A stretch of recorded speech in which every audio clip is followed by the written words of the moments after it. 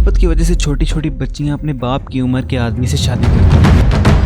पाकिस्तान दुनिया का ऐसा मुल्क है जहां कज़न मैरिजेस की रेशो सबसे ज़्यादा है। यहां हर साल करीब 5000 बच्चे पैदा होते हैं जो थैलेसीमिया मेजर से अफेक्टेड होते हैं। रिपोर्ट के मुताबिक हर 1000 में से तकरीबन 54 बच्चे या तो दुनिया में आते ही मर जाते हैं या अपने पैदा होने के बाद 1 साल के अंदर अंदर उनकी मौत हो जाती है। क्या इन डिजास्टर की वजह सिर्फ कज़न मैरिज ही है या इसके पीछे वजह कोई और है? अब जो डाटा मैं आपको दिखाने लगा हूँ उसे देखकर आपके होश उड़ जाएंगे। और जो लोग ये समझते हैं कि पाकिस्तान में इस्लाम की वजह से कज़न मैरिजेस का रेट ज़्यादा है तो उनको मैं बता दूँगी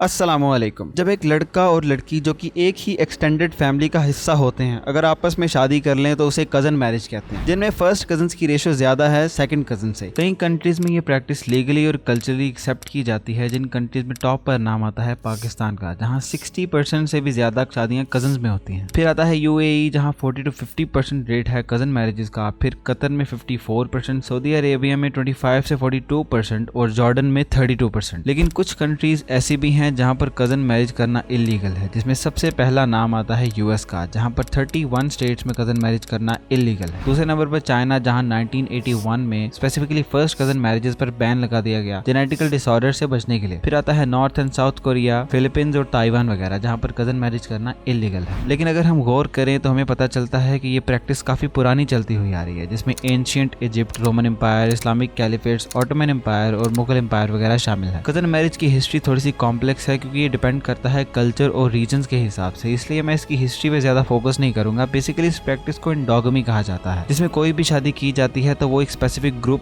क्लैन या ट्राइब में रहते हुए की जाती है, ताकि उस स्पेसिफिक ग्रुप या ट्राइब की कल्चरल और सोशल वैल्यूज को बरकरार रखा जा सके और जितनी भी पावर या वेल्थ है वो बाहर ना जाए बल्कि हमारे पास ही रहे। जैसे कि मैं आपको पहले ही बता चुका हूँ कि ये प्रैक्टिस काफी सदियों से चलती हुई आ रही है। इसी तरह साउथ एशिया में भी ये चीज बहुत कॉमन थी और जैसे जैसे इस्लाम साउथ एशिया में फैलता गया ये चीज और भी ज्यादा कॉमन होने लगी। साउथ एशिया में डिफरेंट सेंचुरीज में डिफरेंट एम्पायर्स ने रूल किया है और जो बादशाह लोग थे वो भी अपने ही ग्रुप्स में शादियां किया करते थे ताकि पावर को कंसोलिडेट किया जा सके। जैसे कि शाहनवाज और मुमताज बेगम, अकबर और रुकैया सुल्ताना, टीपू सुल्तान और रुकैया बानो बेगम की शादी वगैरह। ये शादियां की गई सिर्फ अपनी फैमिली टाइज को स्ट्रॉन्ग करने के लिए और पॉलिटिकली स्ट्रॉन्ग रहने के लिए। ये कुछ नाम है और भी बहुत सारे नाम है जिन्होंने इस एंडोगमी की प्रैक्टिस को बरकरार रखा। अब अगर हम आज की बात करें और पूरे साउथ एशिया में देखा जाए तो पाकिस्तान एक ऐसी कंट्री है जहाँ सबसे ज्यादा कंसेंगुइन मैरिजेस की जाती है। यहाँ पे अगर हम डायरेक्टली पाकिस्तान को इंडिया से कंपेयर करें तो पाकिस्तान के अर्बन एरियाज में 52% और रूरल एरियाज में 61% ऐसे लोग हैं जो कज़न मैरिजेस करते हैं, जबकि इंडिया के अर्बन एरियाज में 10.5% और रूरल एरियाज में सिर्फ 8.6% लोग हैं जो कज़न मैरिजेस करते हैं। इसके बहुत सारे रीजंस हैं कि क्यों पाकिस्तान का नंबर इतना हाई है कज़न मैरिजेस को लेकर, जिसमें सबसे पहला रीजन है अपने कल्चर और ट्रेडिशंस को फॉलो करना, जिसको जानबूझकर माँ बाप बच्चों पर थोपते हैं। कई फैमिलीज ऐसी होती हैं जो कहती हैं कि हम अपनी जात से बाहर शादियां नहीं करते और ये दूसरे खानदान वालों को हकारत की नजरों से देखते हैं। एक सर्वे के अकॉर्डिंग तकरीबन 400 लोगों से सवाल किया गया कि उन्होंने अपने कजन से शादी क्यों की, जिसमें से 31 लोगों ने कहा कि हमारे माँ बाप चाहते थे कि हम अपने कजन से शादी करें। 75 लोगों ने कहा कि हमारे ग्रैंड पेरेंट्स ये चाहते थे। हम अक्सर देखते हैं कि लोग अपनी आखिरी सांसें ले रहे होते हैं और दूसरों से कस्में भी ले रहे होते हैं कि वादा करो कि तुम इसी से शादी करोगे। ये लोग खुद तो आगे चले जाते हैं लेकिन दूसरों की जिंदगियां खराब कर जाते हैं। और भी रीजंस हैं जो आप स्क्रीन पर देख सकते हैं। इसी तरह इकोनॉमिकल रीजंस की वजह से भी लोग अपने खानदान में शादियां करने को प्रेफर करते हैं ताकि ज्यादा खर्चा ना आए और कम पैसों में ही शादी हो जाए। और इसी से जुड़ी एक और वजह है जिसमें मजबूरन आपको अपने कजन से ही शादी करनी पड़ती है और वो है जहेज। ज्यादातर देखा गया है कि आउटसाइडर्स जहेज की डिमांड करते हैं जो कि माँ बाप पॉवर्टी की वजह से पूरी नहीं कर पाते और लड़के वाले इसी पॉइंट को बेस बनाकर रिश्ता खत्म कर देते हैं। और कई बार तो ये भी देखा गया है कि यही सिचुएशन आपको अपने खानदान में भी देखने को मिलती है कि कजन के दरमियान भी शादी तभी होगी जब आप हमारे लड़के को एक मोटी सी रकम अदा करोगे जहेज के नाम पर या उसे गाड़ी गिफ्ट करोगे। अब अगर हम इस्लाम के पर्सपेक्टिव से देखें तो इस्लाम में कजन मैरिज की बाउंड्री में आप अपने चचा, ताया, फुफ्फी, खाला और मामू के बच्चों से शादियां कर सकते हो, जिसे कुरान के चैप्टर नंबर 33 और वर्स नंबर 50 से जस्टिफाई भी किया जा सकता है। और ये भी नहीं कि इस्लाम में आप सिर्फ अपने कजन से ही शादी कर सकते हो, आप किसी ऐसे इंसान से भी शादी कर सकते हो जो कि आपका कजन ना हो। और जो लोग ये कहते हैं कि इस्लाम में तो लोग अपनी बहनों से शादियां करते हैं, तो कुरान के चैप्टर नंबर 4 और वर्स नंबर 23 में क्लियरली इस बात को एड्रेस किया किया गया है। इसमें सारे वो रिलेशंस हैं जिनसे आप शादी नहीं कर सकते। आप वीडियो को पॉज करके इसे खुद पढ़ सकते हो। और इस्लाम बिल्कुल भी इस चीज की इजाजत नहीं देता कि आप अपनी बहनों से शादियां करो। और जो लोग ये समझते हैं कि पाकिस्तान में इस्लाम की वजह से कजन मैरिजेस का रेट ज्यादा है, तो उनको मैं बता दूं कि ऐसा बिल्कुल नहीं है। रिलीजन एक रोल जरूर प्ले करता है इस प्रैक्टिस में, लेकिन जो प्राइमरी कॉज है कजन मैरिजेस का पाकिस्तान में वो है कल्चरल ट्रेडिशन, खासतौर पर फर्स्ट कजन मैरिजेस जो काफी देर से चलती हुई आ रही हैं। और कुछ कम्युनिटीज में इसे इनकरेज किया जाता है, जहाँ पर फिर लोग इस्लाम का एलिमेंट भी ऐड करते हैं बच्चों को कन्विंस करने के लिए कि बेटा देखो हमारा रिलीजन भी इस चीज को इनकरेज करता है। इसी तरह फैमिली लॉयल्टीज को कंसिस्टेंट रखने के लिए और अपनी ही फैमिलीज में रिलेशनशिप को मजबूत रखने के लिए, ताकि जो वेल्थ और पावर है वो एक ही खानदान में रहे, फैमिली से बाहर ना जाए, जिसकी वजह से ये प्रैक्टिस पाकिस्तान में इतनी ज्यादा है। दूसरी तरफ कई केसेस ऐसे भी देखे गए हैं जिसमें फैमिली प्रेशर की वजह से जबरदस्ती लड़का और लड़की की शादी करवाई गई है। फोर्स्ड मैरिजेस यूनिट 2023 के मुताबिक पाकिस्तान ऐसी कंट्री है जिसमें सबसे ज्यादा फोर्स्ड मैरिजेस करवाई जाती हैं।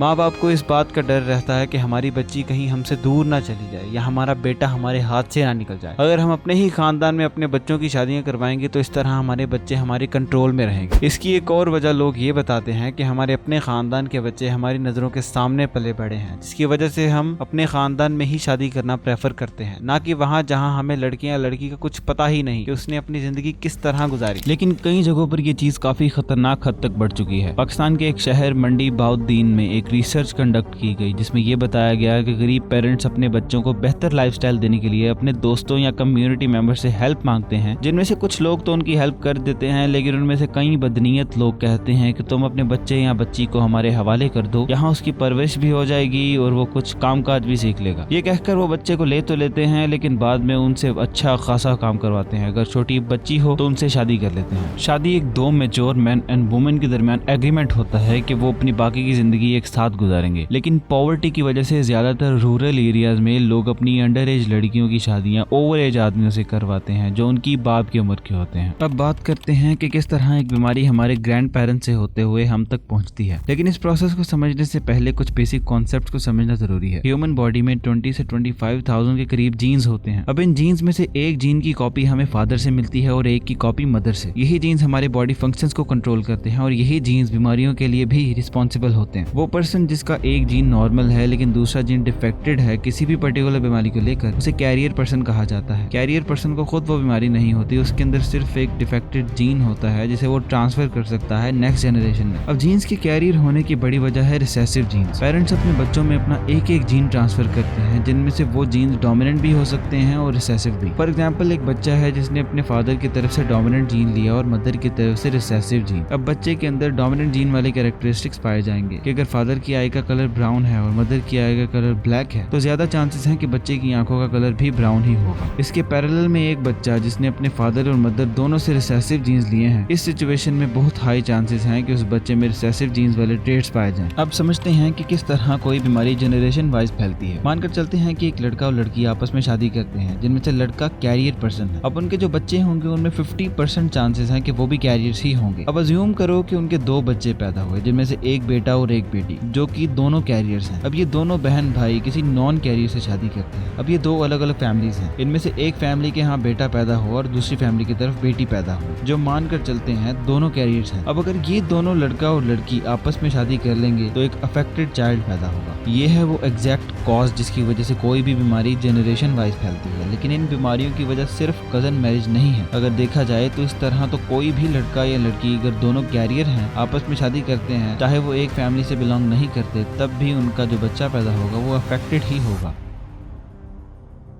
इस प्रॉब्लम के सोल्यूशन की बात करें तो ये बहुत सिंपल है, जिसमें लड़का और लड़की दोनों के टेस्ट करवाए जाएं, जिसे जेनेटिक स्क्रीनिंग कहा जाता है। ये करने से ये पता चल जाएगा कि दोनों में से कोई कैरियर तो नहीं, जो ना सिर्फ आने वाले बच्चे के लिए फायदेमंद होगा बल्कि उस फैमिली के लिए भी। क्योंकि अगर किसी भी फैमिली में अफेक्टेड चाइल्ड पैदा होता है तो वो फैमिली ना सिर्फ इकोनॉमिकली नुकसान का बायस बनती है बल्कि इमोशनली भी डैमेज होती है, और साथ ही साथ वो बच्चा गवर्नमेंट के लिए भी एक टेंशन का बायस बनता है। रिपोर्ट के मुताबिक दुनिया की 3% पॉपुलेशन बीटा थैलेसीमिया की कैरियर है, जिसमें से हर साल करीब 60,000 बच्चे पैदा होते होते हैं जो थैलेसीमिया से अफेक्टेड होते हैं, जिनमें से 5000 बच्चे हर साल सिर्फ पाकिस्तान से ही पैदा हो जाते हैं जो थैलेसीमिया से अफेक्टेड हैं। इन सारी चीज़ों का एनालिसिस करने के बाद मैं आपको कुछ ऐसे स्टैट्स दिखाता हूँ जिसे देखकर आप हैरान रह जाओगे। हम जानते हैं कि पाकिस्तान में कज़न मैरिजेस की रेशियो सबसे ज़्यादा है, और हम ये भी जानते हैं कि तकरीबन पूरे वेस्ट में कज़न मैरिज को एक टैबू समझा जाता है, कुछ कंट्रीज को छोड़कर। लेकिन क्या आप जानते हो कि यूएस में नॉन मैरिटल बर्थ रेट क्या है? इन स्टैट्स को देखिए। 1980 में 18% ऐसी अनमैरिड औरतें थी जिनके यहाँ बच्चे पैदा हुए, और 2022 में 39.8% ऐसी औरतें हैं जिन्होंने शादी के बगैर बच्चे पैदा किए, और जो शादियां होती भी हैं उनमें से 50% के बीच में डाइवोर्स हो जाती है। रिसर्च के according 41% of all first marriages में डाइवोर्स हो जाती है। जो दूसरी शादी करते हैं उनमें 60% लोगों में डाइवोर्स हो जाती है, और जो तीसरी शादी करते हैं उनमें 73% लोगों में डाइवोर्स हो जाती है। और अमेरिका टॉप 4 पे रैंक करता है हाईएस्ट डाइवोर्स रेट कंट्रीज में, जहां पर हर 42 सेकंड में एक डाइवोर्स हो रही है, जिसे अगर कैलकुलेट किया जाए तो हर एक घंटे में 86 डाइवोर्सेज, एक दिन में 2046 डाइवोर्सेज, एक हफ्ते में 14,364 डाइवोर्सेज, और एक साल में 7,46,971 डाइवोर्सेज। अभी बात खत्म नहीं हुई। अब ये देखिए, जॉन फिलिप्स नाम का ये आदमी जो कि बहुत फेमस गिटारिस्ट भी था, अपनी बेटी मैकेंजी फिलिप्स के साथ 10 साल तक इंसेस्टुअस रिलेशनशिप में रहा। इंसेस्टुअस रिलेशनशिप का मतलब है वो नाजायज ताल्लुक जो आपके बहुत करीबी लोगों में कायम किया जाए, जैसे कि माँ बाप का बच्चों के साथ और बहन भाइयों का आपस में। स्टैटिस्टा की रिपोर्ट के मुताबिक यूएस में 15% ऐसी फैमिलीज रिपोर्ट की गई हैं जो कि इंसेस्टुअस रिलेशनशिप में इन्वॉल्व थी, जो कि अपने आप में ही एक बहुत बड़ा नंबर है। अब इस डेटा को देखिए, तकरीबन हर 1 मिनट में एक अमेरिकन के साथ जबरदस्ती की जा रही है। हर 6 में से एक औरत ने अमेरिका में अपनी जिंदगी में अटेम्प्ट ऑफ रेप या कंप्लीटेड रेप एक्सपीरियंस किया है। हर साल अमेरिका में 80,600 कैदी ज्यादती का शिकार होते हैं, 60,000 बच्चे, 18,900 मिलिट्री पीपल और 4,33,648 जनरल पब्लिक में से लोग अमेरिका में ज्यादती का शिकार होते हैं हर साल, और रहती सहती कसर LGBTQ वालों ने पूरी कर दी। अमेरिका में 7% अडल्ट ऐसे हैं जो खुद को LGBT मानते हैं। अब अगर आप ये पूछो कि इन तबाहकुन हालात की वजह क्या है, तो इसकी वजह है उनकी कल्चरल वैल्यूज, उनकी सोशल वैल्यूज, जिसमें इंडिविजुअलिज्म और सेल्फ फुलफिलमेंट को सपोर्ट किया जाता है, जहाँ इंसान सिर्फ अपने बारे में सोचता है, सिर्फ अपनी खुशी का ख्याल रखता है, और खुद को खुश करने के लिए वो किसी भी हद तक जा सकता है, ना कि वो फैमिली को सपोर्ट करना चाहता है और इस झंझट में खुद को परेशान करना चाहता है। वेस्ट में इस इंडिविजुअलिज्म की वजह से उनके फैमिली स्ट्रक्चर कमजोर से कमजोर होते जा रहे हैं, सिंगल पेरेंट हाउस होल्ड में इजाफा हो रहा है, उनकी सोशल कम्युनिटीज खत्म होती जा रही हैं और लोग अकेले रहना ज्यादा पसंद करते हैं, जिसकी वजह से इवेंचुअली वो डिप्रेशन का शिकार होते हैं और अपनी इस फ्रस्ट्रेशन को क्लब्स में जाकर निकालते हैं, जिसका एंड भी तबाही ही है। दूसरी चीज जो इंडिविजुअलिज्म के बाद आती है वो है decline of religious influence. West में सेकुलरिज्म बहुत तेजी से ग्रो कर रहा है, जिसकी वजह से लोगों में डेली लाइफ की रिलीजियस एक्टिविटीज तकरीबन ना होने के बराबर हो गई। अमेरिका में हर 5 में से एक को पता ही नहीं कि वो किस रिलीजन को फॉलो करता है, और 2021 तक के डाटा के मुताबिक 29% अडल्ट्स किसी भी रिलीजन से ताल्लुक नहीं रखते। इस रिलीजियस डिक्लाइन का सबसे बड़ा नुकसान उनके फैमिली स्ट्रक्चर को हुआ है, क्योंकि रिलीजन आपको फैमिली वैल्यूज सिखाता है, अखलाकियात सिखाता है, लेकिन जब आपका रिलीजन से दूर दूर तक कोई ताल्लुक नहीं होता तो आपको कोई फर्क नहीं पड़ता कि आपकी माँ कौन है और आपके बाप कौन है। आपको सिर्फ अपनी ख्वाहिशात की फिक्र होती है, जिसे पूरा करने के लिए आप किसी भी हद तक जाने को तैयार हो। और जब आपका रिलीजन से कोई ताल्लुक नहीं होता तो आप अपनी गैर अखलाकी हरकतों को फ्रीडम का नाम देते हो और LGBTQ राइट्स के लिए आवाज उठाते हो, जिसमें मर्द समझता है कि मेरे अंदर एक औरत है और औरत समझती है कि मेरे अंदर एक मर्द भी है। ये नौबत तब आती है जब आप अपनी बॉडी का पूरे तरीके से मिसयूज कर चुके होते हो और आप अब कुछ नया एक्सपीरियंस करना चाहते हो। खैर, इस पॉइंट को ज्यादा लंबा नहीं करेंगे। वेस्ट में जो आज सिचुएशन है इसके और भी बहुत सारे रीजंस हैं, जिसमें इकोनॉमिकल प्रेशर, जिसमें लिविंग कॉस्ट में इजाफा और घर के अखराजात पूरे करना मुश्किल होता है, इसलिए वहाँ पे लोग बगैर शादी के रहना पसंद करते हैं। बाकी और भी रीजंस हैं जिसमें चेंज इन जेंडर और मैरिज डिलेज वगैरह शामिल है। अब आप हल्की सी नजर अपने कल्चर, रिलीजन और ट्रेडिशन की तरफ डालें और आप खुद से सवाल पूछें कि हम जिन ट्रेडिशंस और रिलीजन को फॉलो करते हैं, क्या यही वो चीजें नहीं है जिनकी वजह से हम आज एक सेफ फैमिली सिस्टम में जिंदगी गुजार रहे हैं। यहाँ पर जब एक लड़का और लड़की शादी करते हैं तो वो सारी जिंदगी एक दूसरे के साथ गुजारने का वादा करते हैं, चाहे हालात अच्छे हो या बुरे, दोनों में एक दूसरे के लिए इमोशंस होते हैं और दोनों एक दूसरे का ख्याल रखते हैं। दोनों मोहब्बत जैसे पाक और प्योर इमोशन से जुड़े हुए होते हैं और एक दूसरे को छोड़ने का सोच भी नहीं सकते। इसी तरह जब हमारे यहाँ औलाद होती है तो माँ बाप खुद से बढ़कर अपने बच्चे को चाहते हैं, उसका ख्याल रखते हैं और बच्चा भी बड़ा होकर अपने माँ बाप का अदब व एहतराम करता है और उनकी इज्जत करता है। ये सब अखलाकियात हमें कौन सिखाता है? जी, हमारा दीन हमें इस चीज की तालीम देता है। हमारा दीन इस्लाम ही एक ऐसी मजबूत बुनियाद है जिसकी वजह से हम आज एक दूसरे का ख्याल रखते हैं। इसलिए आप सबसे मेरी रिक्वेस्ट है कि आप अपने कल्चर और रिलीजन को मत छोड़िए, किसी और के कल्चर को मत फॉलो कीजिए। हम सिर्फ दूसरों की ज़ाहरी बाहरी हालत को देखकर इस चीज का फैसला कर लेते हैं कि ये ठीक है या गलत। हमें चीजों को डीपली एनालाइज करना चाहिए ताकि हम उनकी हकीकत जान सकें और फिर फैसला करें कि हमें इसे फॉलो करना है या छोड़ना है। वीडियो अच्छा लगा हो तो इसे अपनों में शेयर कीजिए ताकि आपके अपने भी इस वीडियो से फायदा उठा सकें। बहुत बहुत शुक्रिया।